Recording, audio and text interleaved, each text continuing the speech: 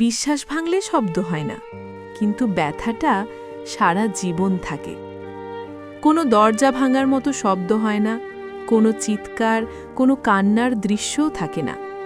সব কিছু ঘটে খুব নীরবে, ঠিক যেভাবে একদিন হঠাৎ বুঝতে পারা যায় যে মানুষটাকে সবচেয়ে আপন ভেবেছিলাম সে আর আগের মতো নেই।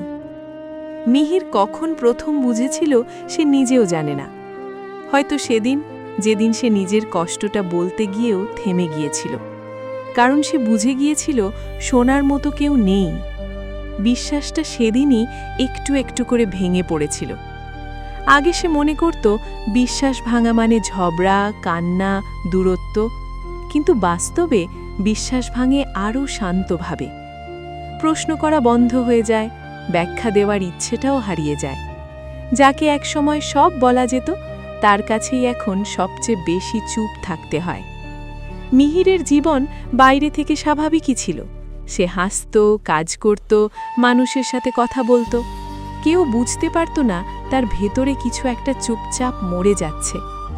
বিশ্বাস ভাঙার পর মানুষ বদলে যায় না, মানুষ শুধু সতর্ক হয়ে যায়। আর এই সতর্কতাই ধীরে ধীরে দেয়াল হয়ে দাঁড়ায়। মিহির আর আগের মতো সহজে কাউকে বিশ্বাস করতে পারত না। নতুন করে কারো কাছে নিজের গল্প খুলতে ভয় পেত, কারণ সে জানত একবার ভাঙা বিশ্বাস জোড়া লাগানো যায় না, শুধু লুকিয়ে রাখা যায়।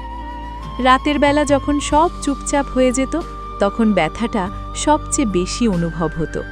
পুরনো কথা, পুরনো প্রতিশ্রুতি মনের ভেতর নীরবে বাজতে থাকত। কেউ দেখেনি, কেউ জানেনি বিশ্বাস ভাঙার সেই মুহূর্তটা তার জীবনকে কতটা বদলে দিয়েছে।